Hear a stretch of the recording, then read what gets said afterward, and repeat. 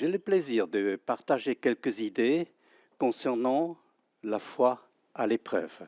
La foi à l'épreuve, donc, ce n'est pas un discours théologique, dans un sens, mais plutôt on suit quelques personnes pour découvrir le vécu, les défis qu'ils ont rencontrés.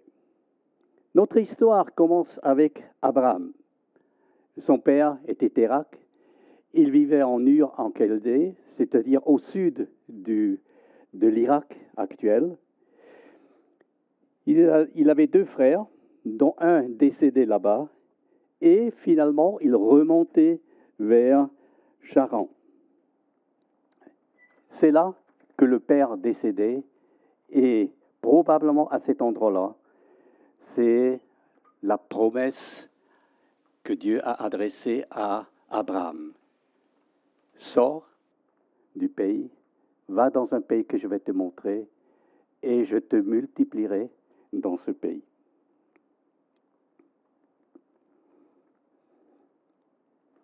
À 75 ans, sa femme a 65 ans, il quitte Charan pour se rendre dans Israël actuel ou le pays Canaan. Il a la promesse qu'il deviendra une grande nation, qu'il deviendra une source de bénédiction, mais dans un premier temps, il y séjourne comme un étranger. Il avait la promesse d'une descendance innombrable. Il avait 75 ans, sa femme 65 ans. Je ne sais pas si les femmes avaient leur ménopause un peu plus tard qu'aujourd'hui, mais enfin, 65 ans, c'est déjà drôlement tard. Et ça tarde. Et ça tarde. À 86 ans, Agar en avait 76 ans. Ils ont pensé, il faudrait quand même aider Dieu pour que le projet de Dieu se réalise. Heureusement, il y a pas mal de servantes qui étaient à disposition. Et donc, Sarai a proposé, tu vas aller vers Agaï et tu vas avoir un enfant avec elle. Et ce qui s'est fait. Ils avaient la promesse. Ils avaient les problèmes physiques quand on a un certain âge. Et ils pensaient, tout était impossible de continuer. Dieu a véritablement besoin de l'aide de la part d'Abraham et Sarai. Dans combien de situations nous ne sommes pas exactement dans cette même disposition du cœur, nous pensons que telle et telle chose doit se réaliser, et nous sommes là pour intervenir, pour aider Dieu avec une voie bancale.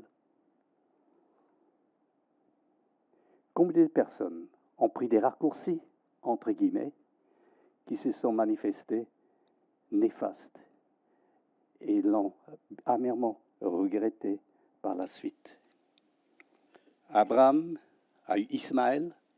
Ismaël a donné naissance à des nations qui suivent. Et si je ne me trompe pas, les descendants d'Ismaël sont les Arabes d'aujourd'hui. Il fallait attendre, encore une fois attendre, à l'âge de 99 ans. Dieu apparaît à Abraham pour lui confirmer la promesse. Imaginez, 24 ans se sont déroulés. Depuis 24 ans, il voyage à l'intérieur du pays. Depuis 24 ans, ils ont une promesse d'avoir une descendance. Et ils pensaient, on a fait un raccourci bénéfique avec Ismaël. Et Dieu s'adresse de nouveau à Abraham et Sarai pour dire, vous aurez une descendance. Non pas par la servante Agar, mais par Sarai. Et il change le nom.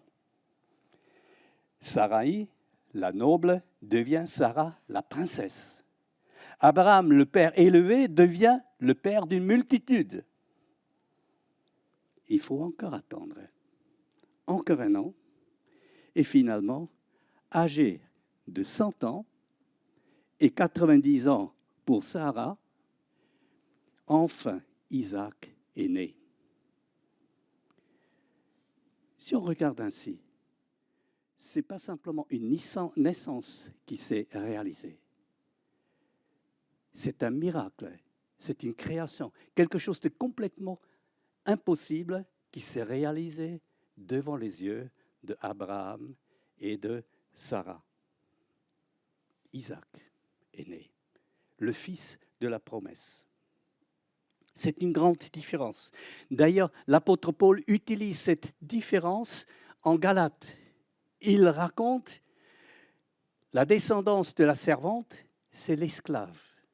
Ça ressemble à la loi, où l'homme est assujetti et il n'est pas libre. Tandis que l'enfant de la promesse, Isaac, c'est celui qui est né par la grâce, par l'Esprit. Il représente les personnes qui sont libres, sauvées par grâce dans le Nouveau Testament.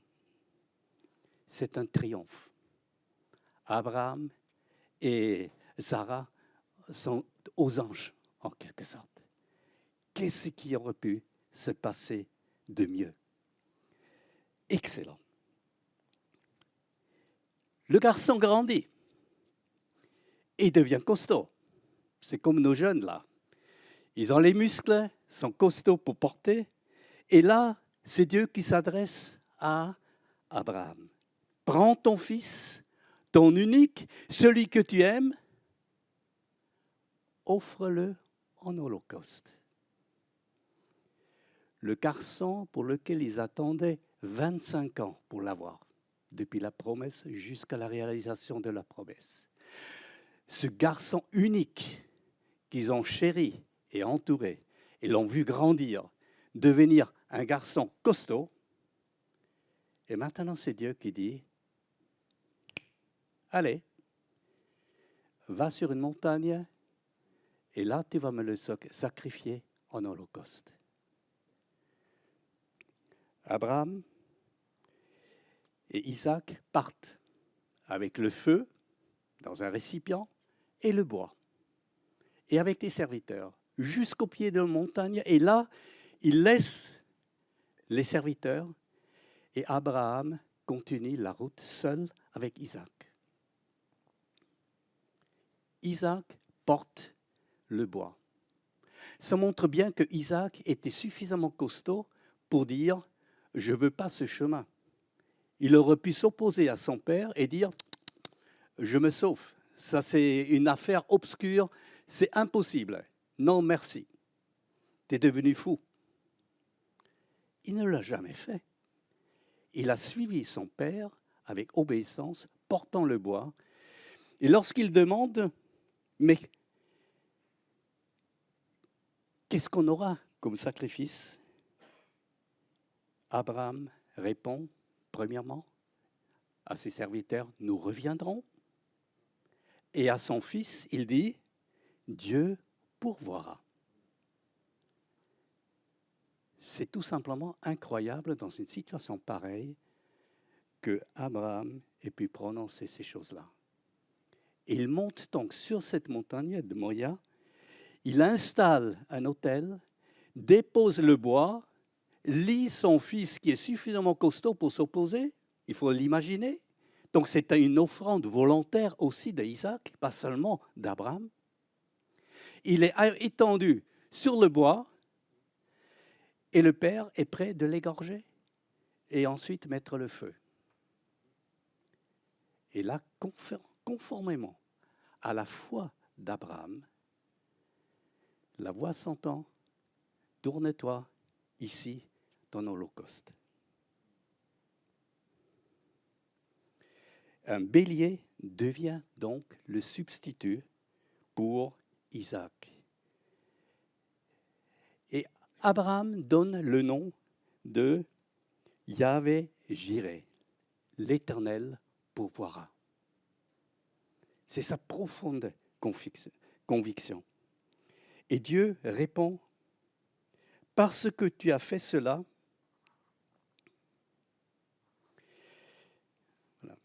Oups, là. Parce que tu as fait cela et que tu n'as pas refusé ton fils, ton unique, je te bénirai et je multiplierai ta postérité comme les étoiles. Toutes les nations de la terre seront bénies en ta postérité parce que tu as obéi à ma voix. Voyez, cet homme a vécu une vie difficile, une attente interminable, 25 ans, imaginez. Il y a plusieurs ici qui n'ont pas encore 25 ans. Et si je devais encore attendre 25 ans, j'ai franchement peur que je ne l'atteindrais pas. Je mourrais avant. 25 ans, c'est énorme. Il fallait attendre. Ce Abraham se caractérise par une foi, sans avoir quelque chose de palpable entre les mains.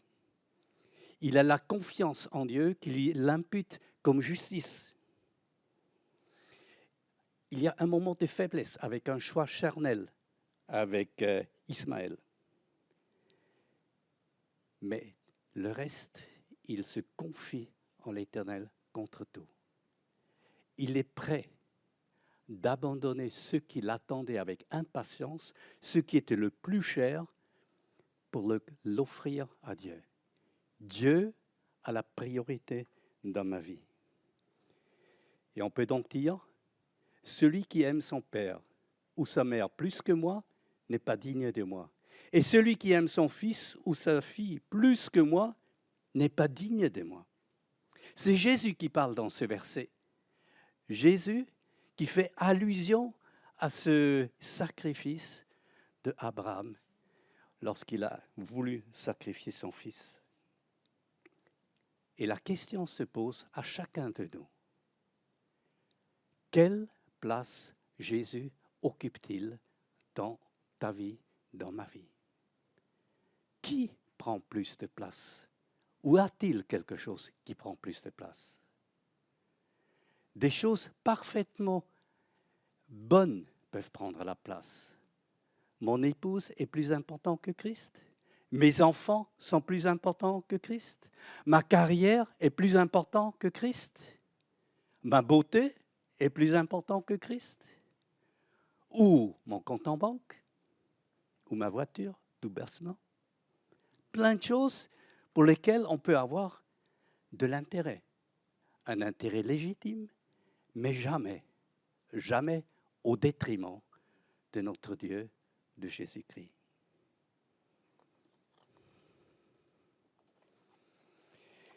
Nous allons voir un deuxième exemple, Joseph. Joseph, l'histoire est bien connue. Si vous avez grandi dans une famille chrétienne, vous l'avez entendu X fois jusqu'à votre âge adulte. Et elle est captivante, cette histoire. À vrai dire, si vous regardez de près, c'est une famille dysfonctionnelle. Imaginez, Jacob va chez un cousin pour travailler. Il tombe amoureux de Rachel et il dit « Je suis prêt de travailler 7 ans pour cette fille ». En fait, le mariage, on le saoule comme il faut et le matin, quand il se réveille à côté de Léa. Zut, il a été eu. Il n'a pas celle qu'il a voulu, il est avec l'aîné. C'est extrêmement frustrant. Frustrant pour Jacob, extrêmement frustrant pour Léa, puisqu'elle n'est pas aimée. Elle est un fardeau pour Jacob. Et il s'engage donc de travailler 7 années supplémentaires pour avoir Rachel. On a déjà la concurrence à l'intérieur du couple. Ils se chamaillent. Ensuite, Léa n'étant pas aimée, Dieu a pitié de cette femme et lui a accordé des enfants.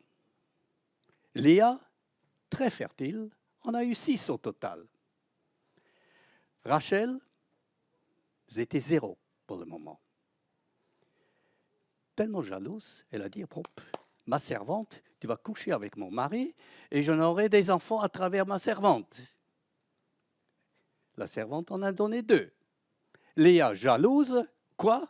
Elle utilise sa servante, j'utilise la mienne. Deux enfants supplémentaires. Et ensuite, enfin, Rachel a un enfant. C'est l'11e garçon de la famille.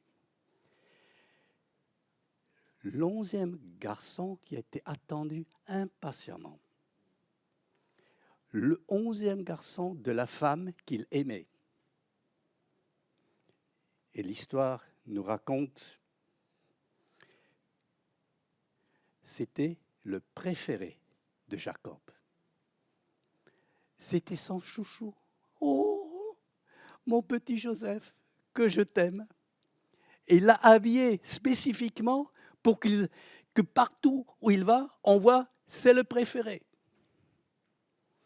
Et ce garçon pouvait se pavaner dans l'amour de son père au détriment de ses frères, qui, eux, étaient terriblement jaloux.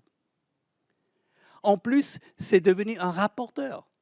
Il raconte les choses à ses frères, le père en est tout content. Ah, je sais ce qu'ils font. Il est donc, d'un côté, haï à mort par les frères et aimé par son père, déchiré de tout à l'intérieur de son cœur. Alors, quand il raconte ses songes, c'était vraiment le comble. Alors là, même le père en a trouvé, tu exagères. J'en ai marre de t'écouter. Et lorsque Joseph se rend donc auprès de ses frères qui paissaient les animaux, ils ont profité.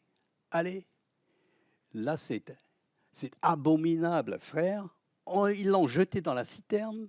Et lorsque la caravane passe, ah, voilà, on n'a même pas besoin de le tuer. On le vend, on reçoit encore des sous. Et on s'en est débarrassé. Ils ont trempé la tunique dans du sang d'une bête, l'ont ramené au père pour faire semblant, voilà, probablement il a été déchiré par un animal. Et comme ça, ils n'avaient même pas besoin de mentir verbalement, juste par les actes. Maintenant, imaginez Joseph, le préféré du père, enchaîné, suit les chameaux sur un long chemin pour aller juste en Égypte. C'est un parcours long, terrible. Tout ce qu'il a, il a perdu. L'amour de son père, terminé. La belle tunique qu'il avait, enlevée. C'est un homme qui maintenant suit les chameaux sans aucun droit. Il est tout simplement un outil de travail et en tant que tel, il n'a pas plus de valeur qu'une hache ou qu'un autre outil de travail. C'est extrêmement dévalorisant. En Égypte, il est acheté par Potiphar, une personne importante apparemment. Et ce qui est intéressant de l'observer comme ce garçon pourri gâté entre dans le service de ce Potiphar et se découvre comme une personne compétente pour le service de ce chef, de ce maître de maison.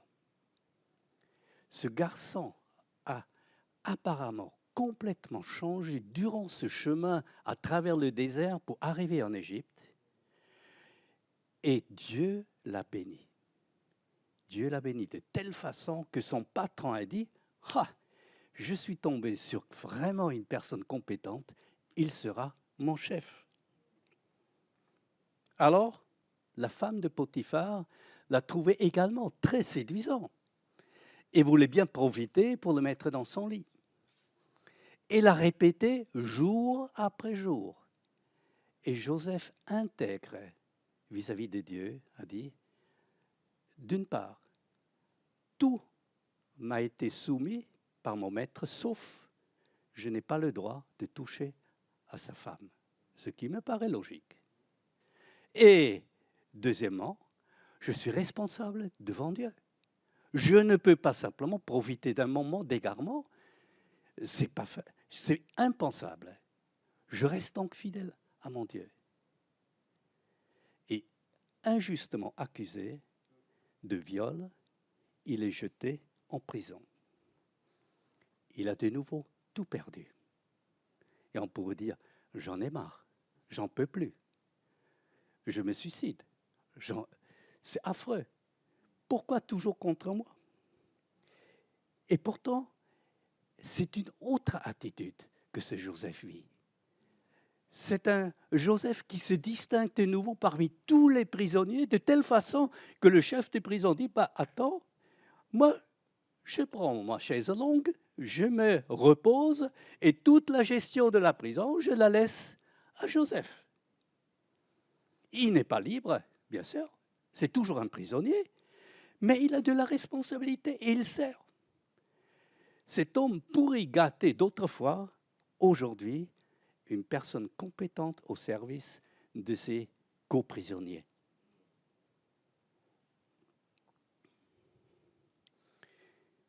Puis arrive d'un panetier, un échanson, qui se sont apparemment mal conduits, ou alors le roi tout simplement a trouvé, ils avaient mal fait leur travail, jetés en prison, ils ont un rêve, Joseph leur explique le rêve, et l'affaire est de nouveau réglée. Personne ne semble se soucier de notre cher Joseph, jusqu'au moment où le pharaon a un rêve. Et là, on se souvient, ah, mais oui, dans la prison, il y en avait un. Et ils l'ont cherché, l'ont retapé pour qu'il soit quand même convenable pour apparaître devant le roi. Et il donne l'explication au pharaon. Ce Joseph, pourri gâté, excellent pour Potiphar, jeté injustement en prison, ressorti de prison, maintenant de le pharaon, est reconnu comme la personne compétente, efficace pour gérer l'Égypte entière. Il sera donc deuxième du royaume. Quelle transformation qui a eu lieu dans cet homme. Et il a géré à merveille ce pays. Pendant 7 ans, il a accumulé les réserves de nourriture et pendant 7 ans, il a ensuite distribué les stocks pour garantir la survie de l'Égypte et pas mal d'autres peuples. C'est un homme qui se distingue profondément de tous les autres. Il était compétent. Dieu l'a abondamment béni. Et bien sûr, la famine s'étend aussi sur Canaan. Et les frères de Joseph apparaissent devant Joseph. Mais entre-temps, Joseph avait appris la langue du pays et communiquait avec ses frères par un interprète. Il était aussi habillé comme les gens du pays. Ils ne le reconnaissaient pas. Ils n'avaient pas l'occasion d'entendre sa voix pour dire « Tiens, cette voix-là, je la connais ». Et il les a mis à l'épreuve pour ressortir, pour sentir, comprendre ce qui se passe dans le cœur de ses frères. Il a vu que finalement ses frères avaient changé. Et même un Judas était prêt de se laisser enfermer pour garantir la vie du petit dernier Benjamin.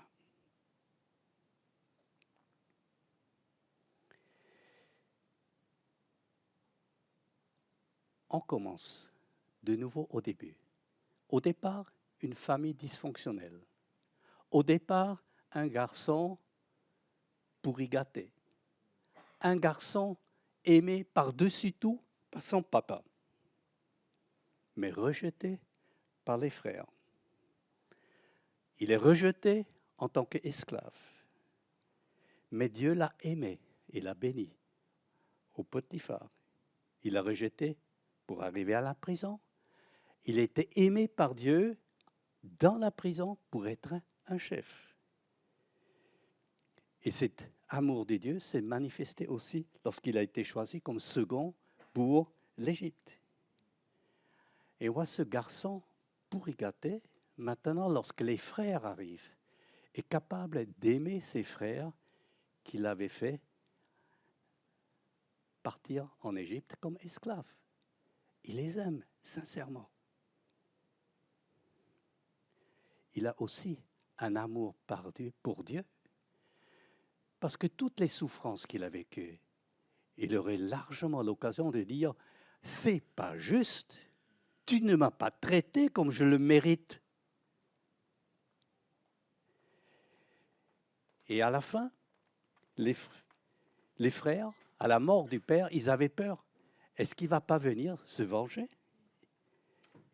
Et Joseph dit, vous aviez médité de me faire du mal. Dieu l'a changé en bien pour accomplir ce qui arrive aujourd'hui, pour sauver la vie à un peuple nombreux. Soyez sans crainte. Ce Joseph a bien compris. Tout ce parcours profondément injuste était nécessaire pour accomplir le plan de Dieu. Et il l'a exprimé à travers ses paroles, pas simplement l'amour vis-à-vis de ses frères, mais l'amour pour Dieu. Dieu est un Dieu qui s'est manifesté extraordinairement dans ma vie. Et on peut donc dire en quelque sorte, Romains 8, 28 correspond parfaitement à cette situation. Nous savons du reste que toute chose concourt au bien de ceux qui aiment Dieu, de ceux qui sont appelés selon son dessein. C'est un verset que je répète presque tous les jours. Et je rajoute, Seigneur, garde-moi de le conserver uniquement comme un verset que j'ai appris par cœur, mais fais qu'il prenne place dans ma vie et que je le vis au-dedans de moi. J'ignore quelles sont vos difficultés que vous traversez. Mais quoi qu'il arrive, la pire des choses, Dieu peut toujours en faire quelque chose qui le glorifie et qui finalement est aussi pour notre bénédiction. C'est une assurance que nous pouvons avoir à 100%. Et j'espère que j'espère que vous puissiez vivre ce verset dans toute sa réalité. Le troisième exemple est beaucoup plus court. Il y a au départ Daniel et 3 amis.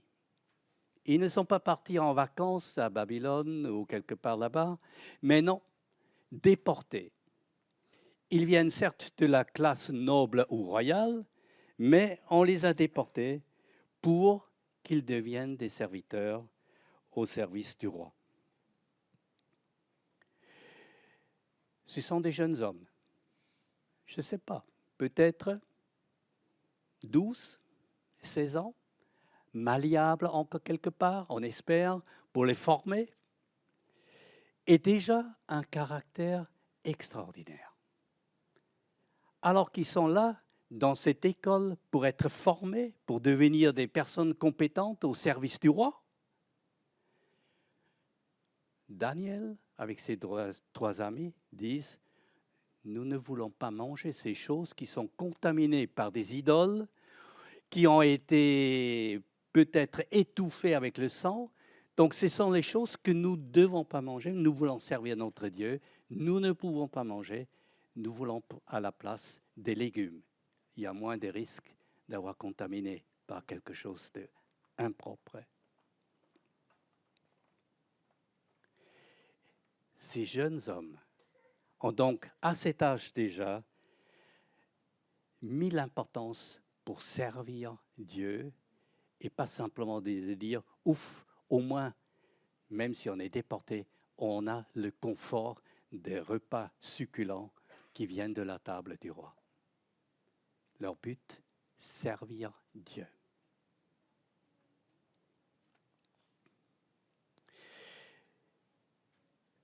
Chose étonnante, avec un régime de légumes, ils avaient pris plus de poids. C'était apparemment à l'époque très important d'avoir un certain poids sur la balance.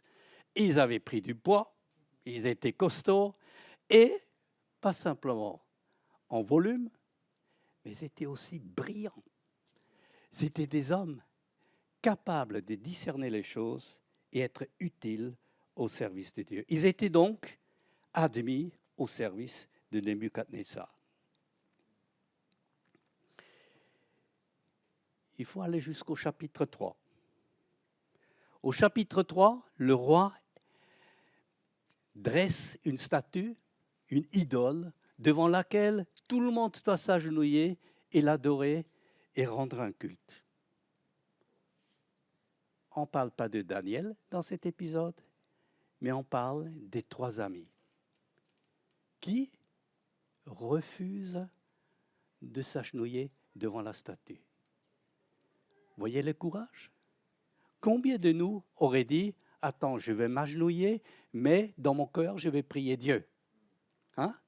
Honnêtement, je crois que je serais tenté de faire un truc pareil. Pas ces 3 amis. Ils ont dit « Non, il n'en est pas question, je ne vais pas m'agenouiller, il n'en est pas question. » Bien sûr, ils sont dénoncés. Et lorsqu'ils sont confrontés au roi, ils disent « Nous n'avons pas besoin de te répondre là-dessus. Voici notre Dieu que nous servons, peut nous délivrer de la fournaise ardente et il nous délivrera de ta main au roi. Sinon sache au roi que nous ne servirons pas tes dieux et que nous adorerons pas la statue d'or que tu as élevée. » Quel courage devant le roi. Ils n'ont pas de garantie. Si on vous jette dans le feu, vous allez survivre. Ils ne le savaient pas. Et je ne sais pas si vous avez déjà brûlé. Dans ma jeunesse, j'ai déversé du café au lait bouillant sur mes jambes. La peau est restée dans les chaussettes quand on a enlevé les chaussettes. C'était assez douloureux.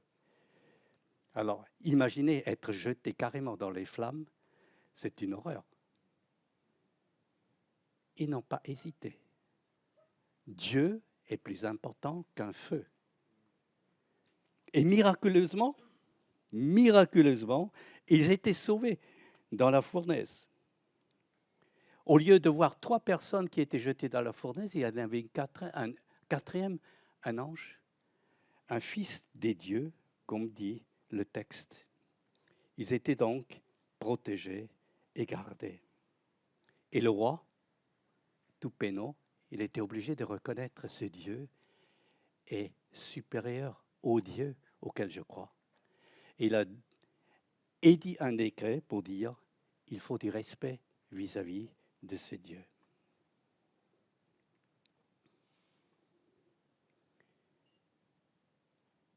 Dans le 6e chapitre, l'histoire concerne Daniel.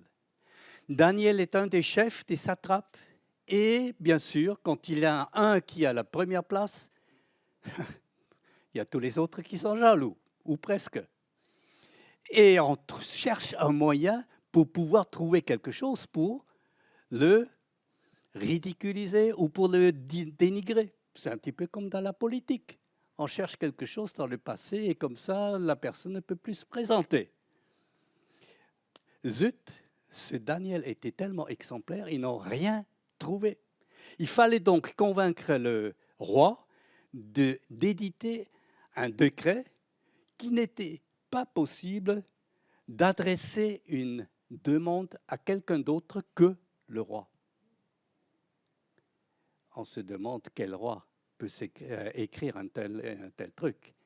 Il faut vraiment qu'il soit imbu de sa personne. Ce qui est cependant remarquable, c'est que Daniel n'a rien changé. Daniel avait l'habitude de s'agenouiller dans sa maison et de prier 3 fois par jour, direction Jérusalem. Il attendait le retour dans son pays. Il n'avait pas oublié le Dieu de son peuple. 3 fois par jour, il continue selon ses habitudes. Mais Daniel, qu'est-ce que tu fais? Tu es stupide. Tu aurais pu mettre un drap devant la fenêtre, personne ne le voit. Tu aurais pu fermer la porte à clé. Comme ça, lorsqu'ils frappent à la porte, ils ne peuvent pas entrer. Tu peux tranquillement te lever, ouvrir. Ah oui, vous venez prendre un café, c'est sympa. Non. Il gardait ses habitudes sans changer la moindre chose. Ce Dieu, je ne le sers pas en cachette. Je le revendique publiquement. C'est mon Dieu. Et rien et personne ne peut s'opposer. Le roi se rend compte qu'il a été pris en piège par ses chefs, mais il était lié par ses décrets. Il fallait donc le jeter dans la fosse des lions. Simplement là, rien ne s'est passé.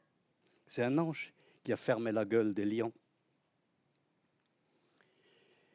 Et lorsque le roi a sorti Daniel, il a cependant jeté tous les accusateurs dedans. Et eux, ils étaient déchirés avant qu'ils ne touchaient le sol. Ça veut dire que ces bêtes étaient vraiment affamées. Et Daniel s'y est promené, sans avoir la moindre blessure de son corps. Mais ça, il ne savait pas au départ. Il ignorait s'il était gardé. Certainement, il n'était pas le premier qui était jeté dans la fosse aux lions. Ça devait être une punition que de temps en temps on exécutait. Il savait que normalement, tu atterris là-dedans, tu ne fais pas long feu. Tu es dévoré sous peu. Et il était prêt de dire, il est plus important de servir mon Dieu que de chercher une excuse pour s'éclipser. Il était prêt à mourir. Et le roi, finalement, il était obligé de dire qu'on ait la crainte et la frayeur pour le Dieu de Daniel. Car il est le Dieu vivant et il subsiste éternellement. Son royaume ne sera jamais détruit et sa domination durera jusqu'à la fin. C'est lui qui délivre et qui sauve, qui opère des signes et des prodiges dans les cieux et sur la terre.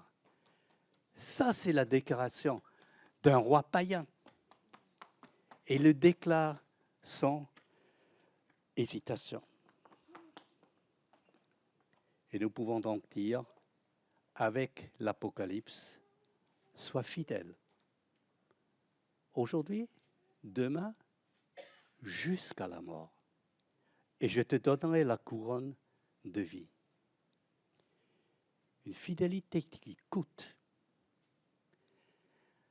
Daniel était sauvé. Mais nous, serons-nous sauvés? Je l'ignore. Il se peut que non. Mais c'est ça la disposition du cœur. Dans ces 3 exemples que nous avons regardés ensemble, nous avons le premier qui dit « Celui qui aime son père ou sa mère plus que moi n'est pas digne de moi. Et celui qui aime son fils ou sa fille plus que moi n'est pas digne de moi. » Et la question qui se pose à chacun de nous, qui occupe la première place dans notre vie? Il n'est pas possible de reléguer Dieu à la seconde place. Impossible. C'est la pure désobéissance. Le deuxième exemple, nous savons du reste que toute chose concourt au bien de ceux qui aiment Dieu, de ceux qui sont appelés selon son dessein. Nous ne pouvons jamais douter de la bonté de Dieu et de sa souveraineté. Ce qu'il a prévu, il l'accomplit. Et nous sommes, en tant que chrétiens, entre les meilleures mains qui existent. Il n'y a pas raison d'avoir peur. Il n'y a pas raison d'être désespéré. Il est notre Dieu qui pourvoit. Et le troisième sois fidèle jusqu'à la mort. Je ne peux pas me contenter d'une fidélité lorsque tout est facile. Aujourd'hui, où tout est facile, peut-être il faut se préparer pour le moment où tout devient compliqué. Donc, je me nourris, je me prépare pour les moments difficiles pour que je ne sois pas là pour faiblir, mais pour tenir bon, pour aller de l'avant avec Dieu. Sois fidèle jusqu'à la mort et je te donnerai la couronne de vie. Que Dieu vous bénisse, qu'il nous aide à être des disciples fidèles et droits pour la gloire et pour l'honneur de son nom. Amen.